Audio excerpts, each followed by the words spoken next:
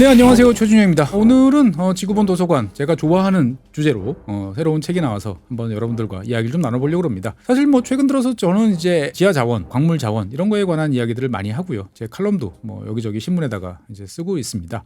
사실 대한민국은 이제 땅 파도 아무것도 안 나오는 그런 나라다 보니까 우리는 에너지, 광물 아무것도 없어요. 그러니까 정말 가끔 이제 왜 당군 할아버지가 이런 곳에 터를 잡았냐 뭐 이런 하소연 아닌 하소연을 할 때가 이제 있습니다만, 만약에 우리나라에 광물 자원이 있다면 어떻게 살까라고 생각하면 고민할 게 되게 많아요. 그러니까 이제 막대한 광물 자원, 뭐 캐나다라든지 뭐 호주라든지 이런 지역들을 보고 있으면은 자원 땅 파서 그걸 내다 파니까 참 좋다라는 생각도 들지만, 다른 한편으로 보면은 그 과정에서 발생하는 막대한 이제 환경 오염, 이런 건 또 어떻게 해야 되지? 라는 이제 고민이 되기도 합니다. 사실 대한민국은 뭐 아무것도 없는 나라는 아니에요. 우리나라 같은 경우도 이제 과거에는 텅스텐, 스테인레스 만드는데 중요한 거죠. 이 텅스텐과 관련돼 있는 상동광산이라는 곳이 있습니다. 그래서 상당히 많은 양이 매장돼 있었고요. 꽤 오랫동안 중석이라는 이름으로 해외에 이제 수출이 되고 이것과 관련되는 공기업이 이제 있기도 했었죠. 그래서 우리나라 포항제철을 만드셨던 이제 박태준 회장님이 원래 대한중석공사 사장을 하다가 이제 포스코 지금의 포항제철을 만드는 이제 그러한 일을 하시기도 했는데, 지금은 이제 원가 경쟁력이 없어지다 보니까 문을 닫는 이제 1994년인가 그런 일이 이제 벌어졌었어요. 최근 들어서 중국이 이제 우리나라한테 대해서 그러한 이제 요구를 하고 있다라는 이야기가 있습니다. 즉 중국에 보면 히토류 우리나라가 많이 수입하죠. 그래서 그걸로 여러 가지 이제 물건들을 이제 만들어서 세계 시장에 수출을 하고 있는데, 그러한 중국산 히토류가 들어간 것을 미국 방위 사업체에 납품하지 말아 달라라는 이야기를 중국이 이제 우리 쪽에다가 하고 있다라는 이야기도 있는 것처럼, 이러한 이제 광물 자원을 둘러싼 경쟁은 에너지 자원을 둘러싼 경쟁만큼 여러 가지로 지금 치열하게 전개가 되고 있습니다. 그래서 지금 오늘 소개드릴 이 책은 이제 광물 전쟁, 우리나라에서는 이제 번역을 했는데 원래는 더워 이제 빌로우입니다. 그러니까 이제 발밑에서의 전쟁이죠. 저 밑은 곳에서의. 그러니까 뭔가 파야 되는 그러한 이제 의미다라고 이제 볼 수가 있겠습니다. 그래서 이제 이 책을 내신 이제 출판사 쪽에서는 이제 리튬, 구리, 니켈, 코발트, 히토류 5가지 금속의 지정학이라는 타이틀로 이제 부제를 통해서 이 책을 이제 소개를 이제 하고 있는데, 사실은 이제 저는 이 책을 보면 이 책의 핵심은 그거예요. 미국이라는 세계에서 이제 아주 큰 나라죠. 그리고 뭔가 많은 것을 갖고 있는 나라가 왜 중국의 모든 것을 의존하고 있고 광물까지, 그래서 히토류에 대해서 맨날 쩔쩔매면서 중국한테 끌려다녀야 되는가라는 그러한 궁금증을 해소할 수 있는 책이다 라고 저는 이 책을 생각을 합니다. 즉 미국이라는 나라는 이러한 광물 자원과 관련돼서 막대한 힘을 보유하고 있어요. 막대한 자원을 보유하고 있는데 미국 내부에서 이것을 어떤 식으로 활용할 것인지, 그 다음에 과연 활용할 수 있을까라는 문제가 미국의 발목을 잡고 있다. 그래서 미국의 고민은 과연 무엇인가? 없어서가 아니고 있는 것을 어떻게 활용할 것인가를 둘러싼 미국 내부의 여러 가지 엇갈리는 입장들을 잘 보여주는 책이다 라고 저는 이 책을 소개드리고 싶습니다. 그래서 이 책은 뭐 제가 좋아하는 책이라고 처음 말씀드린 것처럼 속도감 있게 전개가 됩니다. 그리고 묘사력도 되게 좋아요. 그러니까 제가 여러 차례 말씀드렸죠. 미국의 저널리스트들, 잘 훈련받은 저널리스트들이 쓰는 탁월한 묘사력, 그 다음에 스피드, 그 다음에 적절한 인터뷰, 그런 것들을 이제 보면서 관점, 시점을 쫓아가면서 되게 현실감 있게 이 책을 읽어 나갈 수 있다라는 점들이 이 책의 장점입니다. 다른 한편으로 보면 이제 이 책을 볼 때는 약간의 지식은 필요할 수도 있어요. 그러니까 뭐 광물 자원에 대해서 여러 가지 기본적인 지식들은 좀 있습니다만, 지구본 연구소를 그동안에 쭉 보셨던 분들이라면은 뭐 큰 어려움 없이 책을 이해할 수도 있다라고 이제 보여지기도 하고요. 다른 한편으로 보면 이 책은 이제 저자가 확실한 결론을 딱 내려놓고 그것 쪽으로 사람을 막 몰아가는 이제 그러한 것은 아니에요. 그러니까 저자의 생각이 처음에 있습니다. 근데 그 생각을 쭉 전개를 하면서 많은 사람을 만나고 현장을 보면서 여러 가지 고민들이 확산되는, 그리고 거기에 대해서 저자 스스로도 여러 가지 이제 대안을 놓고 고민하는 것들이 잘 드러나고 있다라는 거죠. 그러니까 자, 우리 한번 미국이라는 나라가 처해 있는 여러 상황에 대해서 저자는 이렇게 생각하는데 여러분들은 어떻게 생각하시는지 우리 한번 같이 고민해 봅시다 라는 느낌의 책이다라고 저는 생각이 되어집니다. 그래서 이제 이 책은 꽤 두꺼운 책이에요. 하지만 페이지가 두껍다고 해서 절대 좌절할 필요는 없습니다.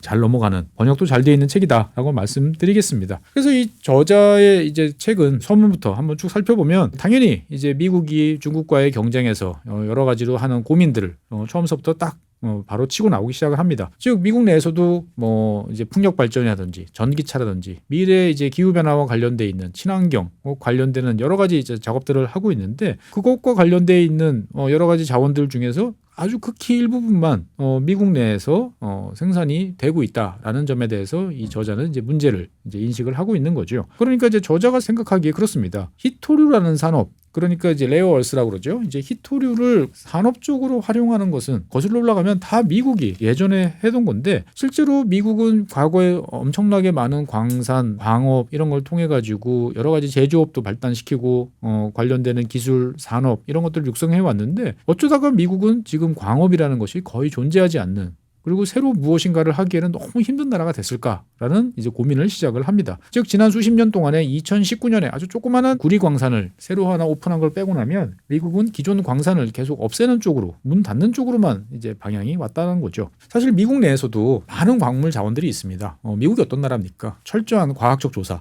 그다음에 정부 기관의 장기적인 연구 이런 걸 통해 가지고 미국 내에서 어디에 무엇이 있는지는 많이 잘 알고 있어요. 여기 더해서 이제 민간 기업들까지 경제성 있는 것을 찾기 위한 노력들을 계속 기울여 오고 있는 거죠. 그래서 지난 한 10년 사이만 봐도 국제적인 다국적 그런 대규모 광산 기업들이 대규모 광업 프로젝트들을 미국에 많이 제안을 해왔습니다. 사실 이런 것은 미국 내 입장에서 봤을 때도 기후변화를 대응하고, 그다음에 중국과의 공급망에서 여러 가지 독자적인 안정성을 확보하기 위해서 반드시 필요한 이제 그러한 과제로 볼 수 있는 거죠. 그런데 왜 개발이 안 되느냐? 신기하게도 그러한 대부분의 광물 자원들이 어디에 묻혀 있냐? 환경적으로 민감한 지역, 아니면 미국 원주민들 거주지, 이 지역에 주로 매장되어 있는 거예요. 그러니까 이러한 광물을 캐내기 위해서는 환경과의 어떤 그런 상충관계, 그 다음에 피해 입었다고 생각했던, 사실 많이 피해를 입었죠. 박해를 받았고 여러 가지 핍박을 받아왔던 원주민들과의 관계, 이런 것들을 다시 건드려야 되는 복잡한 문제들이 있는 거죠. 그러다 보니까 이제 이 문제를 미국 정치권은 그렇게 적극적으로 손대고 싶어 하지 않는다라고 저자는 설명을 합니다. 그래서 뭐 과거 한 10년 놓고 생각해 보면 오바마 대통령은 당연히 여기에 대해서도 거부를 했을 뿐만 아니고, 심지어 트럼프 대통령 같은 경우도 첫 번째 임기 때 이러한 광업 프로젝트와 관련돼서 상당 부분 이제 거부권을 이제 행사를 했다라고 이야기를 합니다. 바이든 대통령 같은 경우도 뭐 IRA를 비롯한 여러 가지를 통해서 미국 내에서 신뢰할 만한 공급, 광물 자원에 대한 안정적인 공급을 강조를 해왔습니다만, 바이든 대통령도 실제로 미국 내에서 땅 파서 이런 것들을 캐자라는 민간 기업들의 제안에 대해서는 상당히 모호한 기준을 가지고 왔다 갔다 하는 모습을 보였다라는 것이 저자의 판단입니다. 사실 뭐 이 저자가 이 안에서 이제 다른 사람들의 이야기를 인용해서 했습니다만, 우리가 생각했던 광업이라는 것은 주로 이제 저 밑으로 뚫고 들어가는 이러한 개념이잖아요. 그런데 미국에서 생각하는 광업이라는 것은 주로 이제 노천, 채굴입니다. 그러니까 큰 지역을 말 그대로 이제 덜어내서 그 지역에 있는 것을 끄집어내는 이제 그러한 상황인 거죠. 그러다 보니까 이제 말 그대로 한 지역을 수색, 섬멸해버리는, 아무것도 남겨지지 않는 그러한 황폐화시키는 과정이다 보니까 여러 가지로 부담이 되는 게 사실이기도 합니다. 그런데 그렇다고 해서 우리가 미래에 관한 여러 가지 과제들은 결국 친환경, 그다음에 기후변화 대응을 해야 되는데, 그러한 것에 필요한 여러 가지 풍력 터빈이라든지 전기차라든지 배터리라든지 하는 것은 또 이런 광물 자원이 없으면 안 된다라는 점이 이제 고민인 거죠. 그러니까 이제 이 책은 어떻게 보면 우리한테 좀 낯선 광업에 대한 여러 가지 기본적인 지식을 알려주는 길잡이 역할도 하는 거죠. 저도 이번에 처음 알았어요. 그러니까 칠레 같은 경우는 구리를 비롯한 많은 광물 자원을 전 세계에 팔아서 남미에서 가장 잘 사는 나라로 알고 있는데, 이 칠레 같은 경우는 전체 국가 보유 수자원의 사용량의 65%가 이 광업에 투자되고 있습니다. 그러니까 전체 국가 수자원 중에 상당 부분이 이러한 이제 광업에서 채굴을 한 다음에 이것을 정련, 재련하는 그 과정에서 이제 사용이 되고 있는 거죠. 당연히 막대한 양의 오염물질, 오수, 폐수 이런 것들이 이제 발생을 할 수밖에 없고요. 그다음에 이제 이 광업과 관련돼서는 많은 지역에서 인권 유린, 그다음에 유독물질 배출로 인한 여러 가지 환경 오염 이런 것들이 발생을 한다라는 것들도 사례를 통해서 이제 설명을 해주고 있습니다. 그래서 그런 걸 보다 보면 이거 참 우리나라 대한민국에 만약에 이런 게 있다 라고 해도 만만치는 않은 문제겠구나라는 생각이 듭니다. 그래서 이제 저자는 미국 내에 있어서 막대한 광물 자원이 있다라고 이야기를 하면서 그 첫 번째로 어디서부터 시작하냐면은 네바다주에서 시작을 합니다. 이 네바다주에는 뭐가 있죠? 라스베가스도 있습니다만, 이 네바다주에는 막대한 양의 리튬이 있습니다. 사실 최근에는 이제 리튬 가격이 많이 국제적으로 보면 좀 하락을 했습니다. 뭐 전기차에 대한 수요 이런 것들에 대해서는 여러 가지 의문들이 좀 있고요. 리튬 이외에 다른 원료를 사용하는 배터리들이 점점 개발이 되면서 리튬에 대한 수요가 과거 기대보다는 많이 줄어들었죠.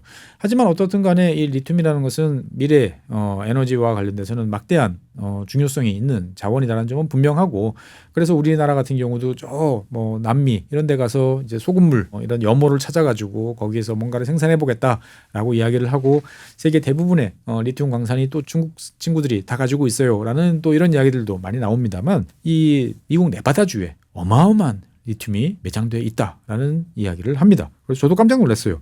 근데 가만 생각을 해보니까 미국은 과거에 이제 핵무기 개발, 그래서 원자탄, 그다음에 이제 수소탄 이렇게 넘어오는데, 이 수소폭탄을 만들기 위해서는 리튬이 이제 필수적입니다. 그러다 보니까 미국은 당연히 이 리튬을 찾아내기 위해서 전국을 뒤질 수밖에 없었고, 그래서 미국은 네바다주에서 염수층을 통해서 리튬을 개발하거나 아니면 노스캐롤라이나 주에 있는 이제 정광 형태, 그러니까 돌덩어리 형태로 있는 리튬들을 찾아가지고 이러한 핵무기와 관련되어 있는 연구, 개발, 생산 이런 것들을 전개를 했었던 거죠. 그러니까 과거에는 미국이 세계 최대 리튬 생산국이었다는 것을 이 책을 보면서 저도 처음 알았어요. 그러니까 미국은 땅 파면 사실 찾으면 다 나오는 나라구나 라는 것을 새삼 알 수가 있습니다. 그러면 도대체 얼마나 많이 있느냐라고 하면, 이 네바다주 한 곳에만 1조 4,600만 톤이라는 어마어마한 양의 리튬이 존재를 하고 있습니다. 실제로 이 네바다주의 이 리튬 매장지에서는 얼마 떨어지지 않은 곳, 뭐 한 200km 정도 떨어진 곳에 이제 테슬라의 기가 팩토리도 있습니다. 그러니까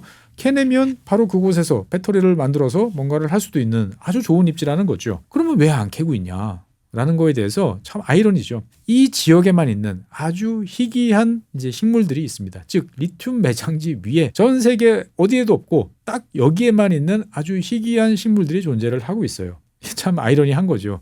그러니까 리튬이라는 걸 위해서 이런 환경을 훼손해야 되느냐? 당연히 여기에 대한 반발이 이제 많을 수밖에 없다라는 거죠. 그러니까 어떻게 보면 이 책을 보다 보면 미국이라는 나라가 과거에 광업과 관련돼서 여러 가지 일을 많이 했고, 그런 것들을 다시 얼마든지 할 수 있는 잠재력이 있는데 어디에 발목이 잡히고 있는지를 잘 보여준다라고 볼 수가 있는 거죠. 그리고 이제 앞서 말씀드린 원주민 인디언들과의 이제 갈등에 대해서는 2장에서 이제 설명을 하고 있습니다. 미국 같은 경우에 보면은 여러 가지 이 광물 자원들이 많이 있습니다만, 사실 미국 입장에서 봤을 때 뭐 최근에는 뭐 리튬이라든지 이런 것들이 중요해지지만, 전통적으로 미국 입장에서 가장 중요하게 생각했던 전략 광물로 생각했던 것은 구리입니다.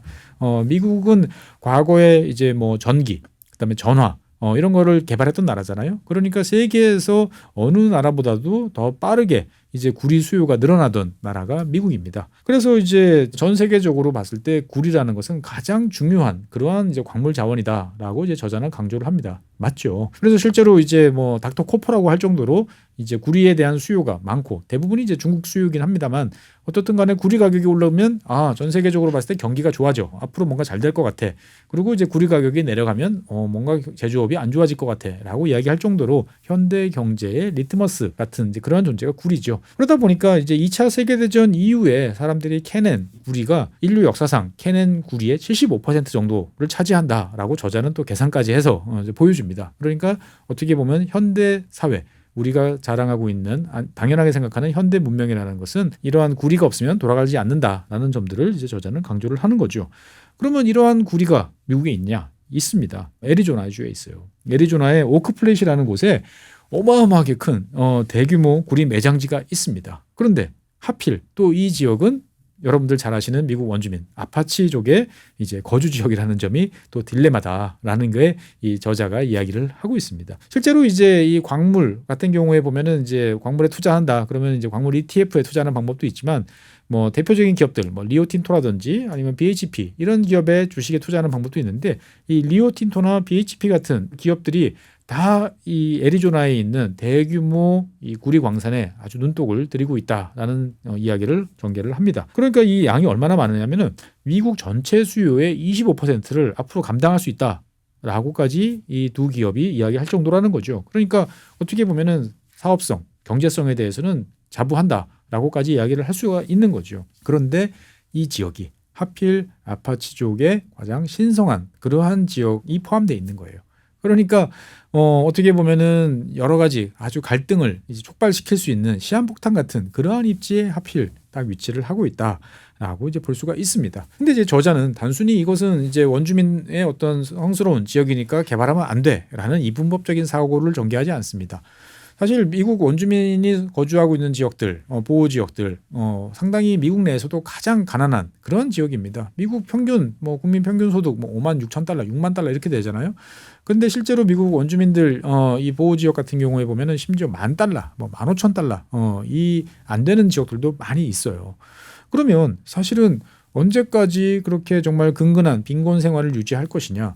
이 지역에 있는 자원을 개발해서 우리가 우리 지역의 어떤 자원으로 활용을 하고 그걸 후손들한테 주면서 뭔가 제대로 된 뭔가를 해볼 수 있지 않느냐라는 생각도 하는 사람이 왜 없겠습니까? 그래서 이 저자는 자원 개발을 둘러싼 한 부족 내, 아파치족 내에서의 여러 가지 목소리들도 균형 잡히게 서술을 하고 있는 거죠. 즉 빈곤한 사람들한테 경제적인 기회를 제공해 줄 수는 이러한 자원, 우리 선조가 물려준 자원인데 이걸 왜 안 쓰느냐라고 개발하자라고 하는 주장. 그 다음에 이 지역은 성스러운 지역이니까 우리의 정체성과 밀접하게 연관이 돼 있으니까 반대라는 입장을 서술을 합니다. 그러면서 이제 정말 이 지역이 성스러운 지역인가라는 어떻게 보면 되게 민감한 이야기까지 인터뷰라는 걸 형태를 빌어서 이야기를 하는 거죠. 그러니까 이 지역에 구리가 발견되기 이전, 대규모 구리가 매장되어 있다는 것이 발견되기 이전까지 이 지역에서 과거에 어떤 제사라든지 뭔가 성스러운 의식을 진행했다는 것은 별로 없지 않느냐라는 이야기들도 이제 하고 있는 거죠.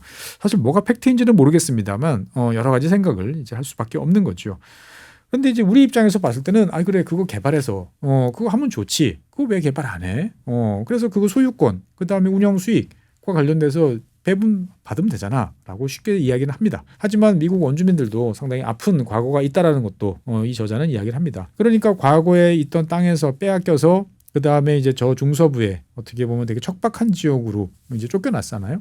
그런데 그 쫓겨난 지역에서조차도 미국 원주민들은 끊임없이 광업 기업들과의 전쟁에서 밀려났다라는 이야기를 하고 있습니다.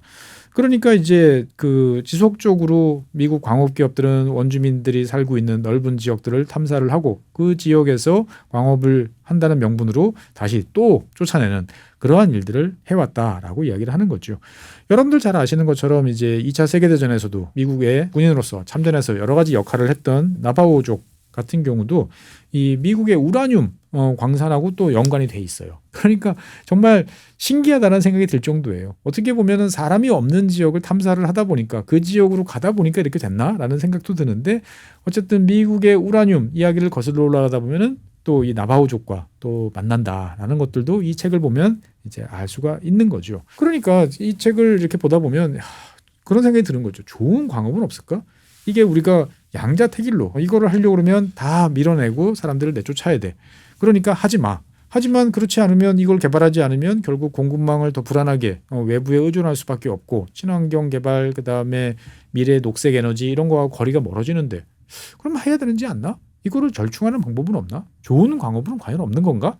라는 생각을 하게 됩니다. 그래서 이 저자는 이러한 저의 궁금증을 예견해낸 한 것처럼 바로 이어서 제3장에서 책임 있는 광산, 투명한 광산 이런 이야기를 합니다.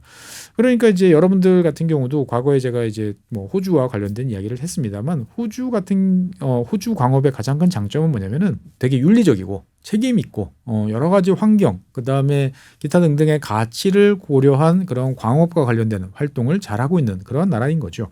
그래서 이제 저도 책임 있는 광업 이런 이야기는 종종 들어봤어요. 그래서 ESG 관련돼서 이제 이야기할 때도 이런 이제 광업 기업들이 이런 걸 한다라고 했는데 사실 저도 이제 몰랐습니다. 어디에서부터 이런 책임 있는 광업이 나왔는지.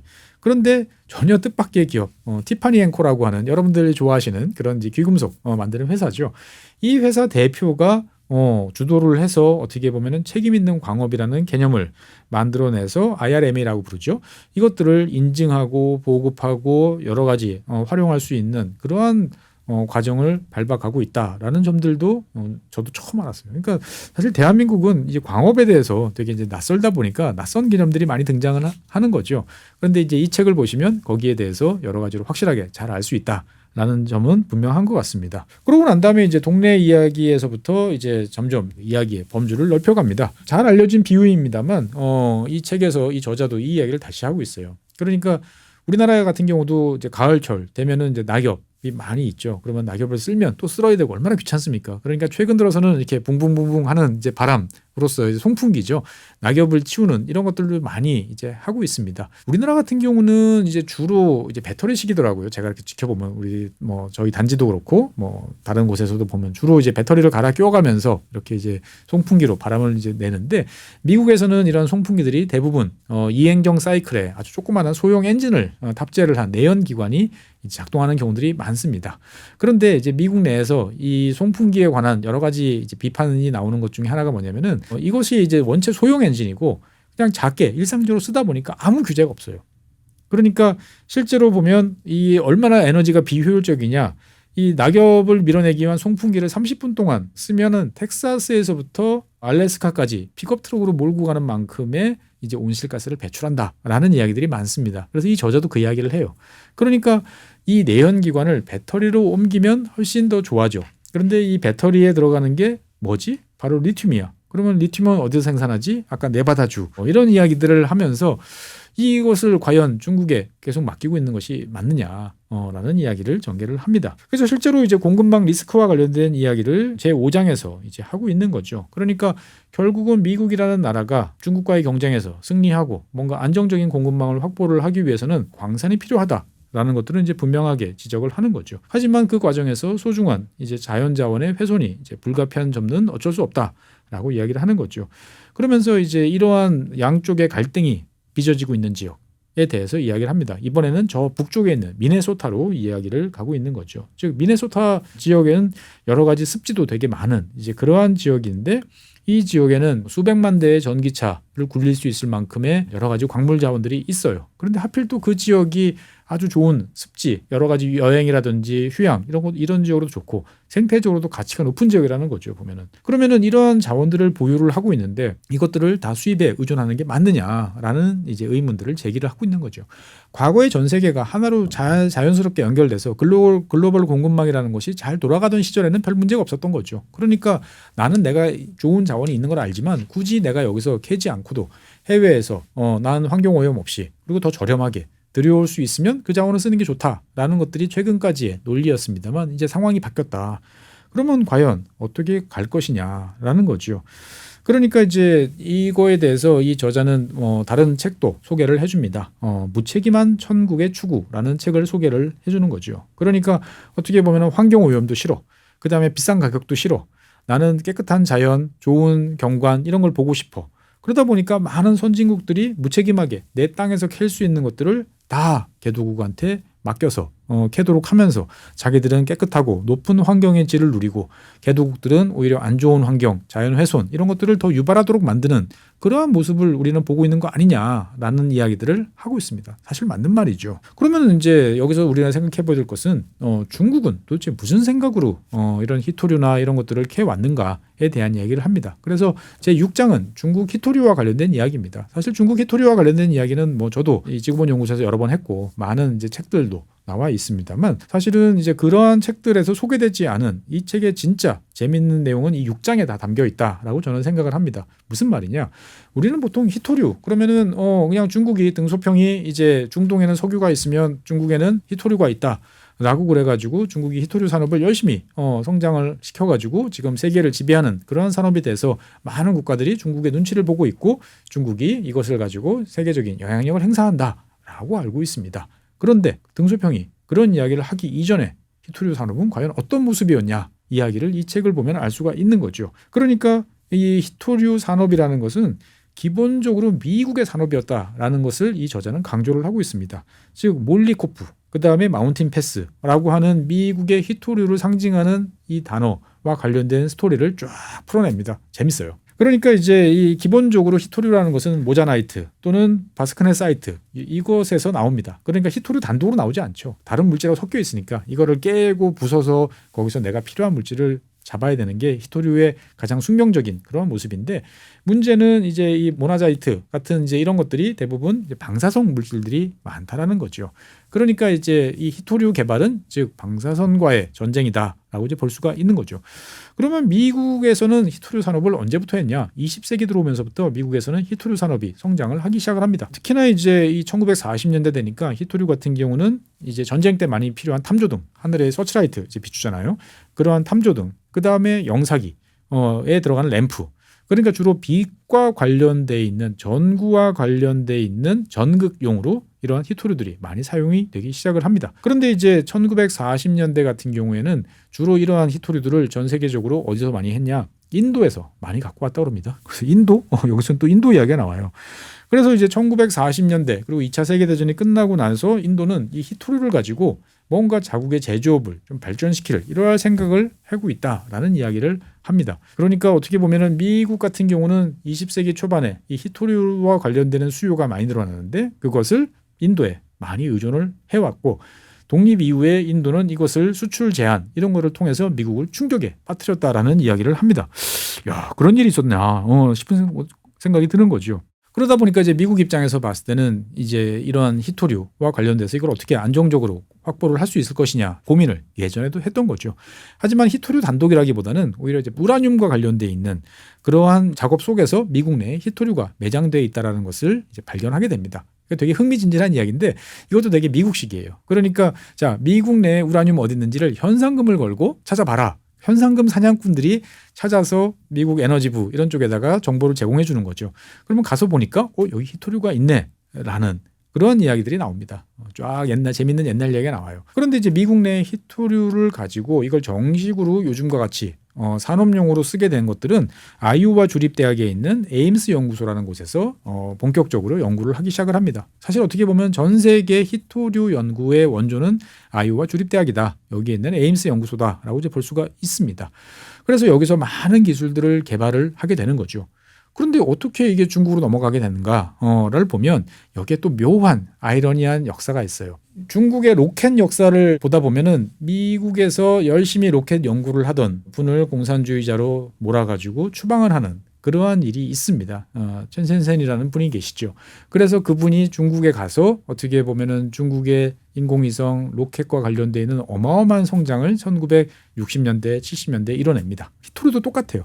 히토류에도 슈광센이라는 분이 중국인이죠. 중국계 미국인이죠. 미국에서 이러한 히토류와 관련되어 있는 화학과 관련되어 있는 여러 가지 연구를 해서 박사학위를 받아요.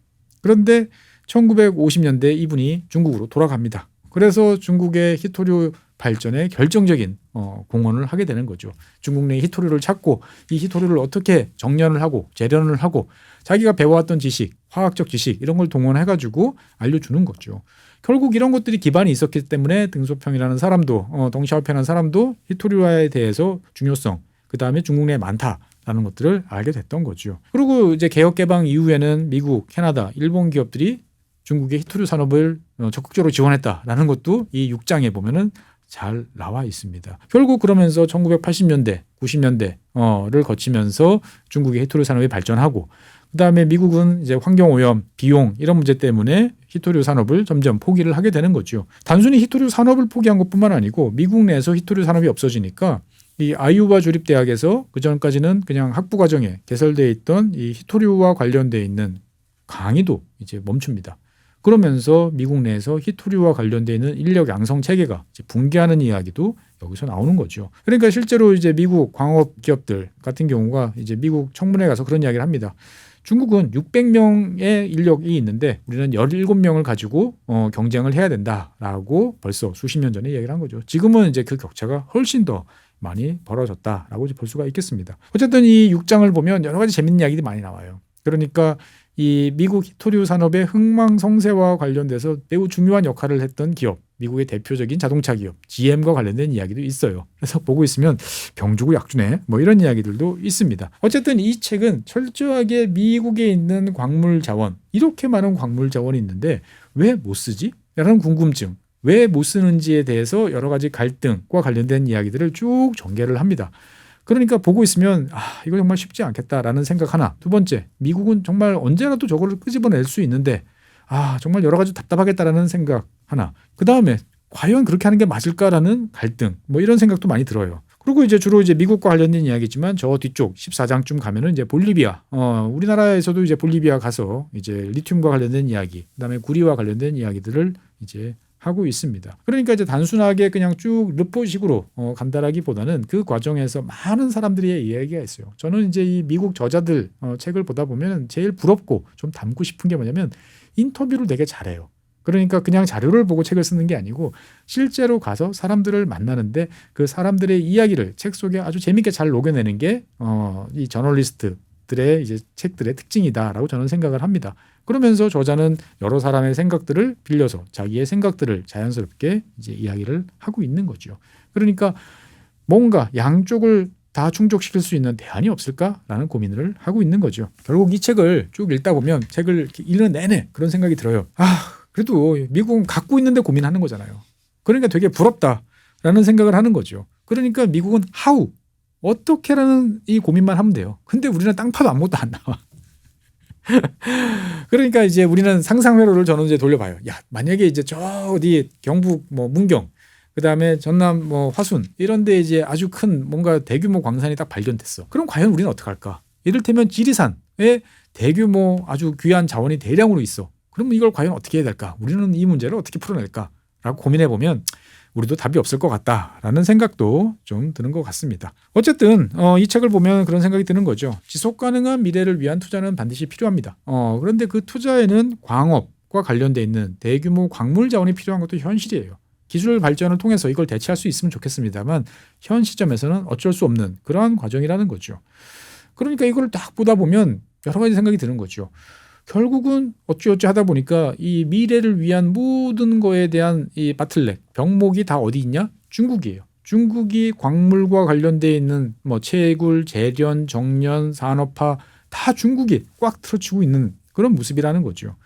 그러니까 그걸 놔두면 중국이 다 목줄을 쥐고 혼자서 막 앞장설 수밖에 없어요. 다른 나라는 질질 끌려갈 수밖에 없어요. 이걸 그냥 놔둬야 되느냐? 안 놔두려고 그러면 자국 내에 있는 이러한 것들을 갈등, 자연훼손 이런 것들을 무릅쓰고 까서 바꿔야 되는데 과연 할 수 있을까라는 생각도 많이 드는 거죠. 다른 한편으로 보면 중국이라는 나라가 되게 똑똑하고 전략적으로 잘했다라는 생각도 들지만 어마어마한 희생도 많이 치릅니다. 즉 환경훼손, 사람들의 피해, 자연, 뭐 지하수 어마어마한 희생을 치르고 과연 이것을 복구할 수 있을까라는 생각이 드는 것도 사실인 거죠. 중국은 언제까지 과연 이러한 광물과 관련돼서 이니셔티브를 쥐기 위해서 자국의 여러 가지 희생을 강요를 할 수 있을까라는 생각도 듭니다. 어쨌든 이 책은 우리가 되게 낯선 광물과 관련돼 있는 여러 가지 이야기를 해요. 그중에서도 미국과 관련돼 있는 잘 알려지지 않았던 이야기들을 아주 생생하게 잘 보여준다는 점에서는 무조건 읽어보셔야 되는 책이다라는 생각.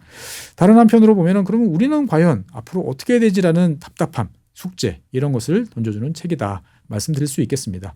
어쨌든 저는 뭐 잘 아시는 것처럼 이런 책 되게 좋아하잖아요. 뭐 광물 자원, 자원, 뭐 에너지 이런 거 되게 좋아하는데 오래간만에 아주 즐거운 많이 읽을 만한 책이 나와서 즐거운 마음으로 소개해드립니다. 어쨌든 이런 책이 잘 팔려야 이런 책들이 계속 번역되고 국내 저자께서도 이런 책을 쓰고 그렇게 해야만 우리나라에서도 전문가들이 양성이 돼서 뭔가 체계적인 전략 그리고 미래를 위한 투자를 위한 여러 가지 판단 이런 걸 할 수 있죠. 그러니까 여러분들이 사주시는 책 한 권이 대한민국의 미래를 바꾼다라고 생각을 하시면 좋겠습니다. 어쨌건 오늘은 광물 자원과 관련되어 있는 광물 전쟁 책을 소개해드렸습니다. 읽어보시면 후회 없을 거다라고 확신합니다. 네, 다음 시간에는 새로운 주제로 여러분 찾아뵙겠습니다. 감사합니다.